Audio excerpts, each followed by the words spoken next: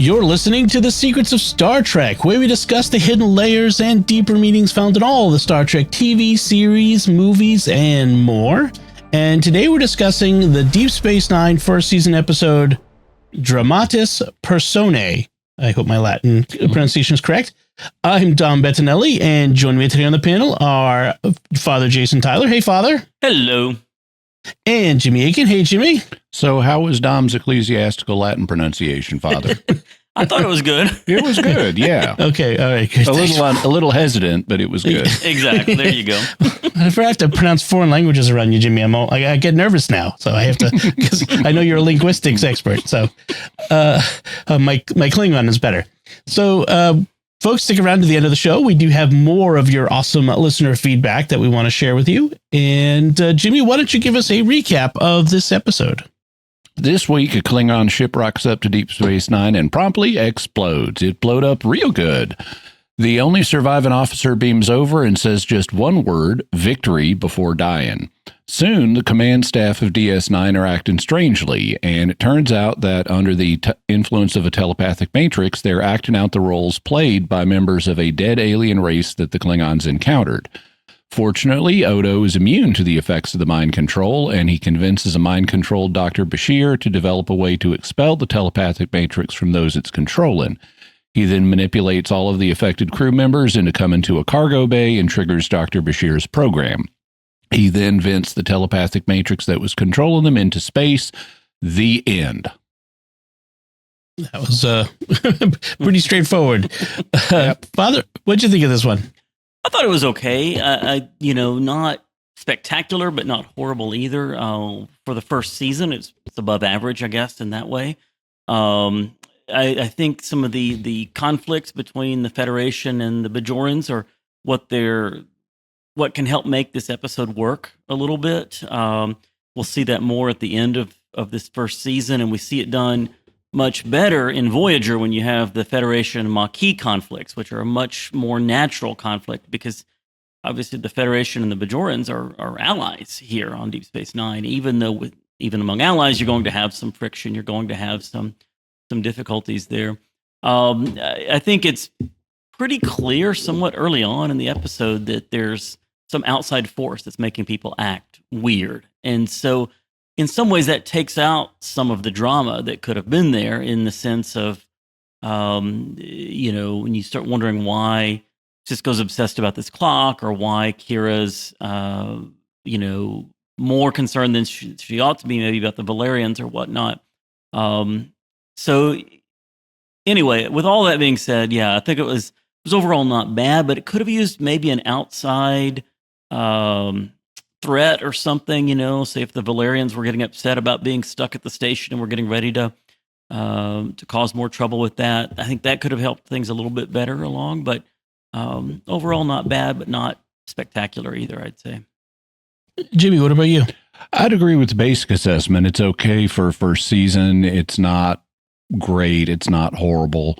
One thing that Father Tyler mentioned that I didn't mention in my summary because it wasn't part of the main plot is the Valerians. So in addition to the Klingon ship that shows up and blows up, there's another ship from a race called the Valerians that's also at the station. And Kira is upset about that because they sold weapons to the Cardassians during the occupation, and she doesn't want to have anything to do with them. She doesn't trust them. Whereas Sisko is okay, but we don't have proof that they're running weapons now. And so there's a conflict between the two of them before they fall under the telepathic influence of, can we get proof that they're doing something they shouldn't be, or do we just treat them like normal people until we get such proof?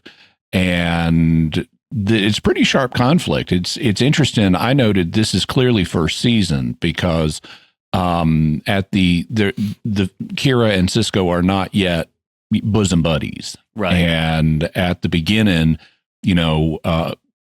Sisko is saying to her, we've got to treat him like normal people unless you can give me some proof. And she says, quote, all right, we'll try it your way, close quote, which is a borderline insubordinate remark for a junior officer to make. Right. And it illustrates that they're not yet playing fully on the same team with each other. She's still thinking of herself as a Bajoran to the exclusion of the Federation. She didn't really want them to be there. Yeah. There are sort of two.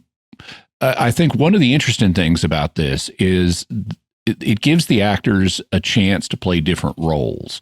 Now, this could be more effective in a later season once we knew these characters better, but I think it's still effective here, or at least it is for me since I've seen all 7 seasons and I know the characters, because how their performance changes is a clue that something weird is going on. And basically, this is a telepathic matrix that for some reason only affects the command staff, and that's never explained. Right. A few of the Bajoran security officers fall under it too, but right. But they don't even have lines. I suppose they're just, it was everybody who was in the command. They never make it clear. That's true. We're building up to a criticism. But it affects the command staff. Cisco becomes bored, apathetic, and remote, and obsessed with other things. Like he starts building this alien clock that he's interested in for no apparent reason. Dax acquires 2 characteristics. She gets giggly and she gets lost in memory. She's always remembering stuff from like Curzon's time or whatever. Kira becomes hostile and towards Cisco and is trying to undermine him. O'Brien becomes super loyal to Cisco and is trying to reinforce him. And Dr. Bashir doesn't know which side he's on, and he's sniffing the winds to figure which way the political winds are blowing and who's he going to side with. And then there was an attempt, which we see visually, to put Odo under the control of the telepathic matrix. Something flies at his head, and his head kind of goes kerblooey for a second and then reintegrates, and it's clear that it failed on him. It's interesting it would attack his head since changelings don't have brains. But maybe it was programmed to go for heads. But apparently there's a missing character who never gets an incarnation. So it would have been interesting to see what Odo would have become if he was vulnerable to the telepathic influence. So that's interesting. I like the characterizations. I like the fact that they're not all cookie cutters. Apparently Cisco's board character was modeled after Rudolph II, who an earthly ruler in Europe who apparently displayed similar characteristics in a time of crisis. But I still think there's significant problems here. We have no explanation really for how they fall under its influence. We have no explanation for why just these people. I mean, maybe it's just the people who were in the ops center at the time, but we're not sure. And then there's the big one. Who did this and why? You know, I mean, it's they're apparently reenacting, the parts of a dead alien race, and this is, I guess, maybe what led to the dead alien race's downfall. But if you're a dying alien race, why do you program this to happen? And it's not like a full scale reenactment where they're, talking about events in the aliens' history. They fit everything that all of their dialogue is about their own histories. So when Jadzia is lost in memories, she's talking about Curzon and how Curzon and Cisco used to have fun together and what she thought of Cisco when she was Curzon and stuff. So it's taken a scenario that happened to an alien race and transplanted it onto the memories of these Starfleet characters. And I thought we just need more. We need to see a device or something, or a special effect. We need to see how it got into them, or we especially need an explanation for why the alien race would do this. I thought we got some of that with the Klingon logs that they reconstructed, where the Klingon said they went to this world, found this telepathic matrix that stored the history. Yeah, they talk about energy spheres with a telepathic matrix. Yeah, and that it was storing like a history. Like, I don't know that it was necessarily the downfall of civilization. It was more like, I think like almost like discovered an archive or museum or something where perhaps that race, that's where you went to get your history lessons or something. Mm-hmm. And it just had a bad effect on whatever that alien race was. And it was a telepathic virus. That was one thing that we were told. So they got it from the Klingon, who transmitted it, upon arrival on DS9. Yeah, I agree that they kind of sketch stuff. I just think they needed to be more explicit about it. Okay, yeah. Well, I like this one. It's not one of my favorites, but it's a memorable one. I always remember Sisko building the clock, which sticks around, by the way. We'll see that throughout the rest of them. And like you said, it was the Holy Roman Emperor Rudolph II, who apparently was obsessed with stuff like this, like building clocks or something like that. Historically, I agree. What I remembered from this, as soon as you said Dramatis Personae, it's like, oh, that's the one where they all take on historical parts and Sisko builds a clock. Yeah. I think it was a risky plot to take on, a script to take on early in the first season, like they both mentioned, because we don't really know these characters really well yet, and so now we're gonna do something weird and different with them, and expect the actors to do something weird and different. I find it interesting how close these personifications will be to the personalities of their mirror universe counterparts eventually. I especially find it interesting how not a visitor, when she needs to be bad guy, she goes to slinky seductress. Because I mean, she's not quite full intendant in this one. Good, which is good. But she kind of does with Odo, like this seductress thing that's kind of funny. So yeah, I like that. I think Avery Brooks was very interesting. He had this both bored, detached, but also sort of every once in a while, the Captain Bligh sort of mania would come out. He was very, like, how dare they define me? The mutiny. So I thought that was, Avery Brooks is always, I think he's a great actor anyway. So I think it's really good. Yeah, I like the idea of the telepathic virus.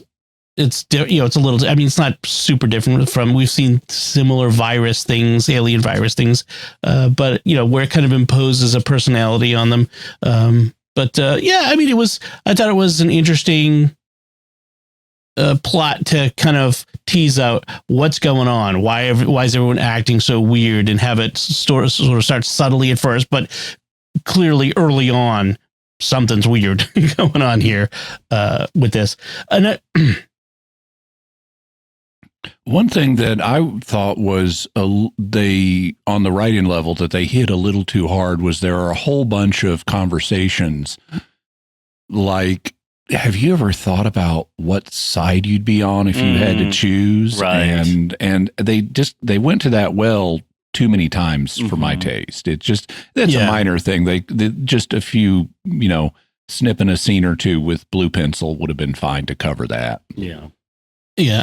I go ahead. And I was just going to say, I think that had the effect in some ways of making the episode feel a little bit slower than it needed to feel, because like we've covered this ground before. We're doing this again.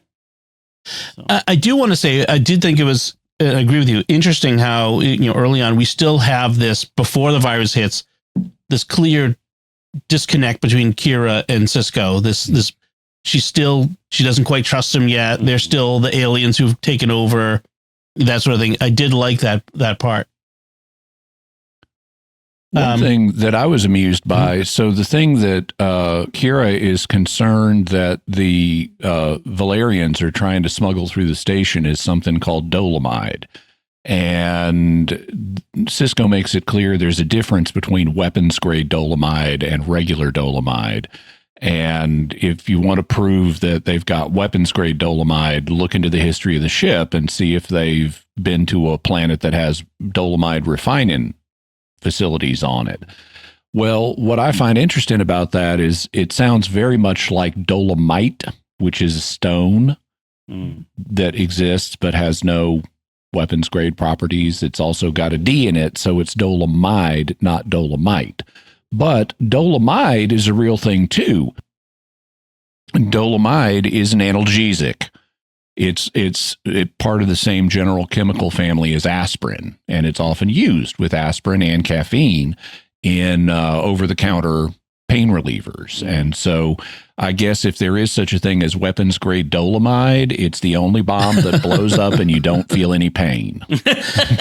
A bomb for your enemies and a bomb for your throat or something. I wish I had some analgesic for my throat. I apologize. Something's irritating my throat. One thing I always find interesting is in Star Trek in general is how transports happen after a ship has been destroyed. I noticed with the Klingon ship is destroyed and then he's beaming in and then they're like, oh, use our transporters to enhance the beam. Well, what's sending it at this point? I feel like that's a bit of a conceptual flaw that they sometimes have in Star Trek to amp the drama.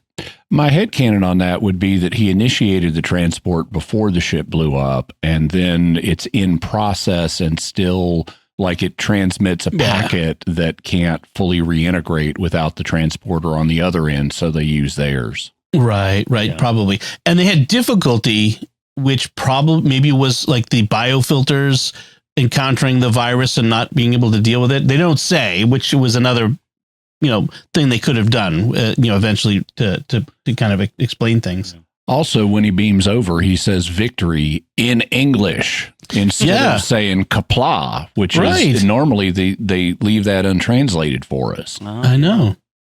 Universal translator working overtime there, I guess. Right? Yeah, exactly. Yeah, that must be it. At first when I was watching this and they were talking about this Klingon ship having done a biosurvey, I thought, since when do Klingons do biosurveys? Then I realized, and they sort of mentioned it, I think at one point later too, that, well, they're looking for something that could become a weapon later, looking at something they could use to create a new weapon for the future. So, okay, well, that makes sense. And possible colonization in the Gamma Quadrant. Did they say colonization? I'm not sure if that actually came up. I don't remember hearing that, but... We've also seen Klingon scientists in other shows. That is true. Like there was one in Next Gen, I believe. And then we've seen them in more recent shows as well. Prodigy. Yeah. Right. Yeah. They're just, science and scientists are considered, barely tolerable. Yeah. So I thought it was interesting early on, the Quark-Odo relationship that's still expanding and growing, and Odo's pumping Quark for information, and Quark's like, well, if you pay me, basically, and then Odo responds with extortion, basically. Or you could just tell me, or I tell that work crew that's fixing your holosuites or whatever that I have a more urgent task for them. So I like the dynamic continues to grow between them. That's one of the great dynamics of the show. And originally it wasn't planned. Originally, Cisco was going to be Quark's sparring partner. And then it became more obvious that no, Odo is the way to go. Yeah. I like, I'm glad I wouldn't have liked that. Yeah.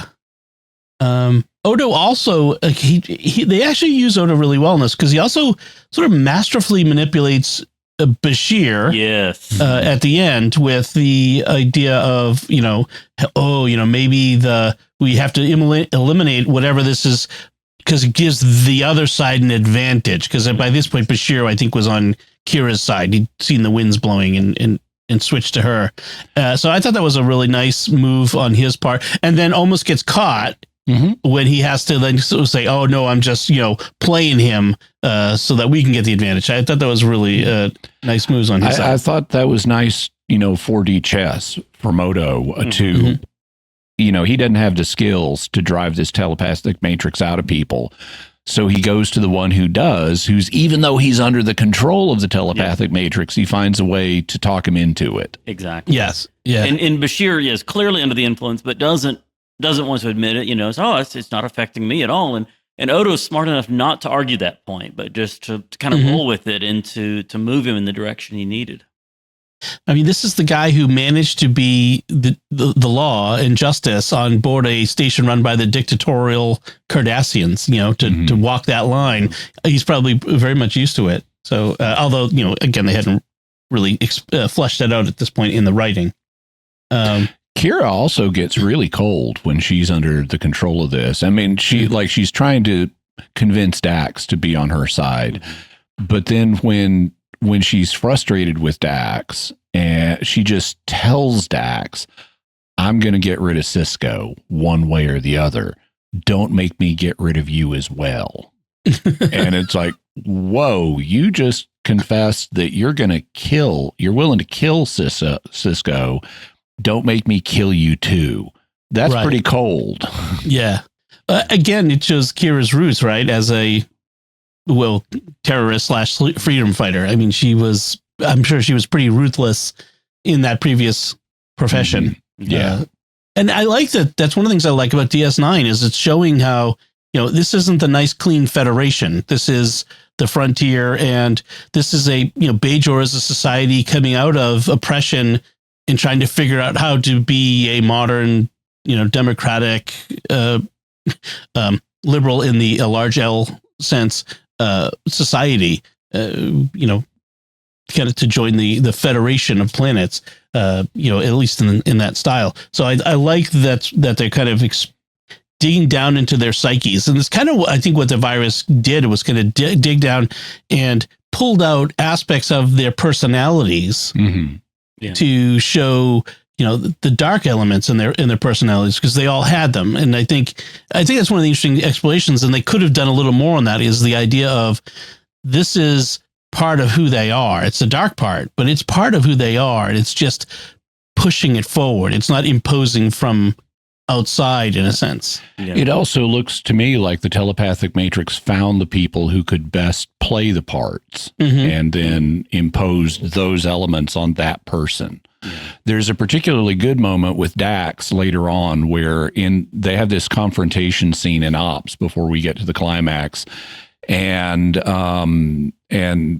O'Brien is able to beam him and Cisco out of there. And which thwarts Kira for the moment. And she turns to Dax and she says, Dax, you were supposed to deactivate the transporter. And Dax says, I forgot. And this is supremely ironic, given that Dax is the one who is obsessed with memory. And so she's the one who forgets. But it makes sense because Dax is so obsessed with memory, she gets distracted from whatever she's doing. She's living in the past. Yeah, and so she's not focused on the present, and so it would make sense. She's so obsessed with her memories, she would forget the recent memory of, I need to disable the transporter. And ironically, it's the person who has the most memories of anyone there who gets that personality.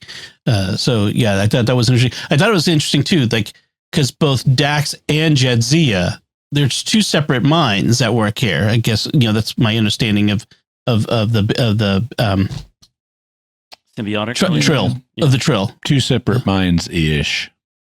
Right. One thing I thought was interesting, you reminded me when they beamed out, they're still tracking people by the electronic device they carry, not by life signs, security cameras. They're still in that corridor. What could they be doing there? Maybe we could turn a security camera on. Nope, they don't do that. And I guess, like, how did Odo manage to get everybody who was affected by the virus into the cargo bay, and only those people? I don't. Yeah, that was kind of a don't look too closely at it moment for me. Yeah, well, I don't technically know that there were no unaffected people there, because we did see some Bajoran guards in the background, and those could have been Bajorans who just naturally went to Kira's side of things as the highest Bajoran officer on the station. Right. And they may not have been under the control of the telepathic matrix, but they ended up coming. Right. So, and then explosive decompression of the cargo bay.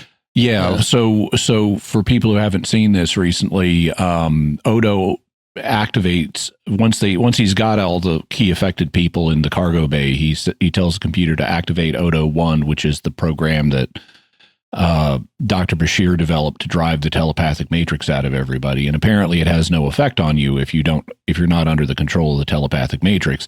Then he says, everybody grab something solid, and he opens the doors to space so that the telepathic matrix is blown out into space and everyone's hanging on to something during the decompression. So the matrix must have been a physical thing then, and not just a telepathic thing. In which case, why didn't we see it early on? If we can see it going, why didn't we see it coming?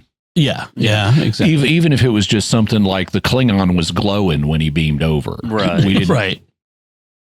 That would have been, although it would have been a visual clue, and why didn't anyone notice? This is sort of, yeah. Well, they could have even pointed it out. I mean, Dr. Bashir had been summoned to treat the Klingon. That's true. And so he could say, I don't know what's going on here. This guy's glowing. And, right. That's all they needed to do with it. Mm-hmm. Right. Yeah. They're again, it's not a bad episode, but it's not one of the greats, but it was okay. It was, I think is the way to put it. It has some holes, little plot holes, but in general, it's a pretty good story. Father, do you have any other thoughts on this one? One little thing at the end, it was interesting when Kira is in Sisko's office, apologizing for, what happened while she was under the influence of this. And there's kind of an understanding, none of us were in our right minds and we're not really fully responsible. But he says, we'll let it go this time. And it's sort of hanging in the air. And it's not really a smile on his face or anything either, I don't think, when he says it. And it's almost like there's this recognition on his part that, as you said earlier, there is something real of her personality there that was deep down that sort of got brought up here. And is this a danger for the future? Is a mutiny really something that could happen? And I don't know if that's left there. And again, to kind of set up what's going to happen at the end of season 1 with some of the conflict with the Bajoran, I don't know if they call them a separatist group or Bajoran militia or whatever. Or if that's just part of, again, Sisko and Kira are not yet bosom buddies, as you said earlier. And so there's some of that natural tension that's still in the air between them. Right. I would interpret that as a humorous line on the part of the writers that Avery Brooks then didn't deliver humorously. Yeah. Because they look for humorous outlines. Yes, that's true. That is. But I think I prefer Avery Brooks's interpretation though, because that is it's a subtler, better moment for the character moment. A little bit of a barb in there. Don't do this again. Mm-hmm. Yeah. Again, why I think DS9 is the best Star Trek series. And that's why this episode maybe works better in the first season than it would in the third or the fourth. Again, by the third or the fourth, we would know the characters better and we could see their acting differently, being something out of the ordinary. But in the first season, it's still a little bit more plausible that you could have a real attempted mutiny on the part of Major Kira and some of the other Bajorans. And it's not the last time we're going to see people get possessed by outside alien stuff. Oh, the best possession episode by far in Star Trek ever is later in Deep Space Nine when Keiko O'Brien gets possessed by a Pa Wraith. Yes. And the Pa Wraith, I forget the actress's name off the top of my head, but the actress playing Keiko does not act at all like a typical possessed person. She's perfectly relaxed and acting normal. She's just, I'm a Pa Wraith, Miles, but she otherwise perfectly normal. And there's a scene where he and she are in a lift and she's eating a box of chocolates and she's like, Miles, you're not going to let me eat this whole box of chocolates by myself, are you? It's so sinister. Yeah. And to have a possessed person saying that and so casually, it's just, that's the best possessed performance ever. Yeah. The Pa Wraiths, when they show up, are very interesting. Let me put it that way. Yeah. Jimmy, do you have any other notes on this one? They seem to have no memories of their time when they were under the influence of the telepathic control, which I think is a mistake. Yeah. There's no reason for them to need to lose those memories. So, why? But like Cisco has no memory of the clock that he made and why he made it. But it's going to be kept around. They're going to have it. You'll see that clock in the back of Cisco's office and things like that in the future. So it becomes a regular part of the show's visual lore. Right. Kind of like they're in Next Gen, there's someone early on gives Captain Picard a kind of woven fabric. I think it's from the Who Watches the Watchers episode with the Proto-Vulcans. And he's got that piece of fabric for the rest of the series on the back of his chair in his ready room. Or the flute from Inner Light. Inner Light, yeah. So that's kind of interesting. One thing that I would note, which is kind of 90s stagecraft, was they were trying, and they did this not just here on Deep Space Nine. They did it on Babylon 5 too. But they were trying to make alien-looking drinks in the bar. And so here they have one that Quark is making for Jadzia, and in the glass, it's transparent glass, but in the glass, it's different layers of color, and they've got kind of a blue layer on top. And they had something similar on Babylon 5 called a Jovian sunspot. And you know how Jupiter has layers in its atmosphere when you look at it from outside. It's got these bands that look like layers, and so they would have another kind of layered drink. And that looks cool, and today they'd probably do it with CGI.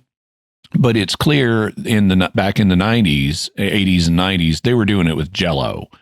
And so really that's a glass filled up with different kinds of Jell-O that have been layered on top of each other, and there's a blue liquid layer on top that the actors can actually drink.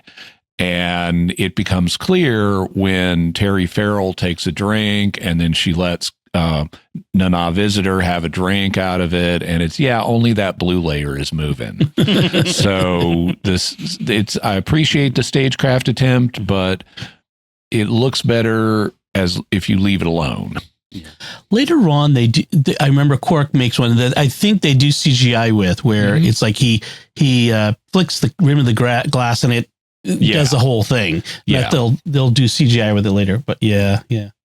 I was gonna bring up one other thing that you reminded me of, but never mind. I forgot it. But some little trivia things I picked up. Yeah, from Memory Alpha. So this is one of 17 Star Trek episodes with a Latin-derived title. And it also mentioned that while this episode was being filmed, Nana Visitor slipped and fell and hurt her back, and went to the hospital. And was in full makeup when she got there, and the doctor was far more concerned about what appeared to be a terribly broken nose than he was about her back issue. That's funny. Oh, I remember what I was going to mention. The clock, as Cisco was, secretively drawing something, which ends up being the plans for the clock. My memory was that it was the solar sail ship that he eventually builds and sails with Jake.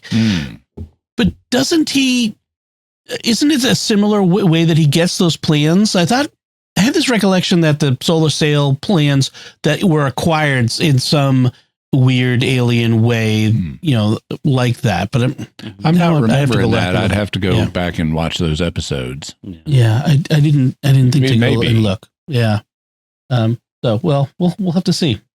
All right, so it's time for some listener feedback, as I mentioned, and this feedback is going to be on our discussion of Shockwave Part 2, which was Enterprise's season premiere for the second season.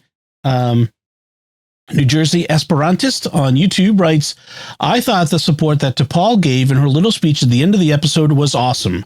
Great review, guys. I agree. I really liked that we're seeing that development of T'Pol's character as we enter into season 2, and she's less the antagonist and more part of the crew. And New Jersey Esperantist, Dankon.